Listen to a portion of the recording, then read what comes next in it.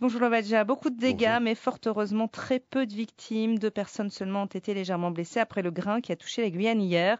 Elles ont été touchées par la chute d'un arbre dans le secteur du Grand Hôtel de Montabo. En revanche, donc de gros dégâts signalés. Plusieurs dizaines de câbles électriques ont été sectionnés. Jusqu'à 2500 foyers ont été privés d'électricité. La toiture d'un bâtiment qui abritait auparavant un laboratoire d'analyse médicale a été totalement arrachée, ce qui a perturbé un peu la circulation. À Cayenne, le toit de 2 immeuble s'est arraché au niveau de la ZAC Hibiscus. Des images très impressionnantes qui ont fait le tour des réseaux sociaux. Alors Franck Lecomte, vous êtes allé sur place ce matin. Que se passe-t-il aujourd'hui ? Après les interventions d'urgence hier soir, place ce matin, Véronique, à la sécurisation des lieux, l'évaluation complète également des dégâts. Alors dans la zone hibiscus de Cayenne, les équipes de la Simco, mais aussi l'acteur du BTP, Nofrayan et le maître d'œuvre, la société Semco, sont mobilisés dans la résidence Awara, à l'apparence encore sinistrée ce matin. Les tôles que l'on a vues sur les vidéos amateurs ont été dégagées, laissant place parfois en dessous à quelques dégâts, dont une poignée de voitures bien amochées. Sur place, depuis hier soir, se trouvait le responsable du patrimoine immobilier de l'agglomération cayennaise de la Simco, André André. On fait le point avec lui. Nous avons fait appel d'abord à la maîtrise d'œuvre, l'architecte qui a conçu l'opération, pour pouvoir avoir son avis. Et ensuite, on a fait appel à l'entreprise qui était titulaire du lot de charpente de couverture. Et nous avons fait aussi appel à une entreprise, Nofrayan, qui était sur le site pour nous donner un coup de main pour que le site soit très rapidement sécurisé et nettoyé. Concernant les personnes qui sont situées juste au-dessus de la couverture, il y a pour certains des infiltrations d'eau. Les gens ne peuvent pas jouir tout à fait de leur logement. Il s'agit aujourd'hui de faire les déclarations. Ils ont pour consigne de prendre contact avec nos agents qui sont sur l'agence Simco de Cayenne pour pouvoir étudier leur cas et voir quelles solutions on peut apporter. Et justement, ce matin, Alex Léveillé a rencontré Taïna. C'est une habitante de la cité Hibiscus. Donc, elle a vu ce toit de l'immeuble totalement arraché par les vents violents. Je vous propose d'écouter son témoignage. Au départ, je pensais que c'était l'orage. J'ai entendu quelque chose gronder, donc ma fille, elle effrayée, est venue me voir. J'ai été voir par la suite par ma fenêtre et j'ai constaté qu'il y avait la toiture, que la toiture était sur les voitures, couvrait les voitures et était dans le parking, quoi. J'ai entendu du monde crier et tout. C'était un peu effrayant. Dans la nuit, j'ai constaté qu'il y avait des écoulements à l'intérieur de mon appartement. Donc ça a été un peu compliqué. La nuit, je l'ai mal passé.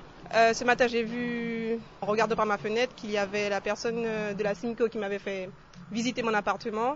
Et donc j'ai été de moi-même la voir et lui poser quelques questions. Comment faire pour les écoulements justement à l'intérieur de mon appartement.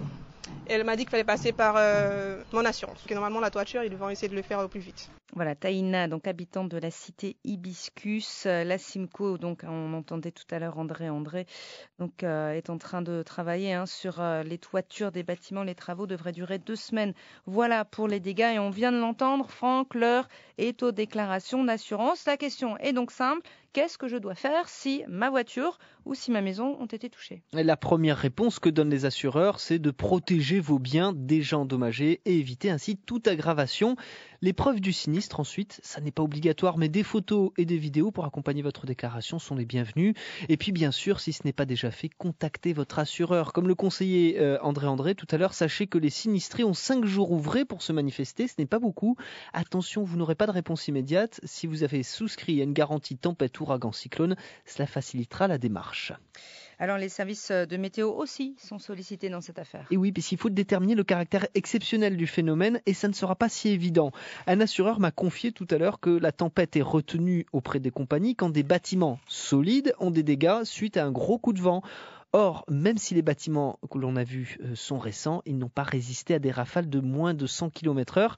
C'est beaucoup pour la Guyane, mais loin d'être exceptionnel pour de nombreuses régions en France.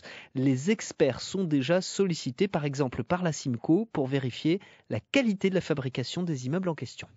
Affaire à suivre donc, on y reviendra bien évidemment tout au long de cette semaine. Rodolphe Alexandre, le président de la CTG, témoigne de son soutien à tous ceux qui ont été victimes des vents violents.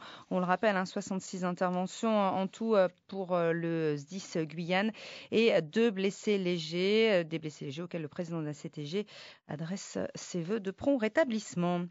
Retour à présent donc sur ce fameux grain, comme on l'appelle depuis hier. Que s'est-il passé précisément ? Comment expliquer ce phénomène météorologique assez rare mais très violent ? Explication de Martine Cocheteux, prévisionniste à Météo France. Donc c'est une vaste et forte averse qui s'est formée. Donc d'abord sur l'océan des gros cumulus qui se sont développés jusqu'à devenir des cumulonimbus. C'est le nuage qui donne de l'orage. Et surtout la caractéristique de ce grain, c'est qu'il est précédé souvent ou accompagné de fortes rafales de vent. Donc à notre station de Susigny à Cayenne, nous avons relevé au passage du grain des rafales de vent jusqu'à 26 mètres par seconde, ce qui nous fait quand même 94 km/h, ce qui est quand même une rafale très forte pour la côte guyanaise. Martine Cochoteux, prévisionniste à Météo France, répondait à Jessie Xavier. Notez que l'école privée La Persévérance à Cayenne reste fermée aujourd'hui suite aux dégâts causés par ces intempéries. Fermeture également du stade Georges Chaumette, toujours à Cayenne. L'un des projecteurs est tombé. Guyane la première, la suite du journal, Véronique Betts.